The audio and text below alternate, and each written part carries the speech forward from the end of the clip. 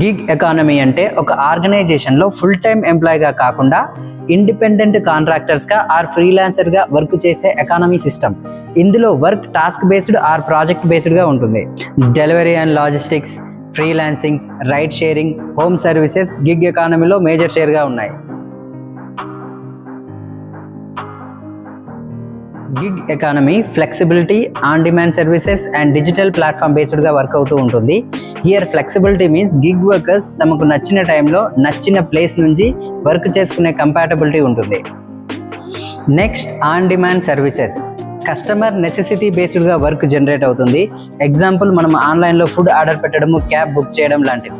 ఫైనల్గా digital platforms అంటే websites and mobile apps బేస్డ్గా రన్ అవుతుంది, లైక్ ఊబర్, జొమాటో లాగా.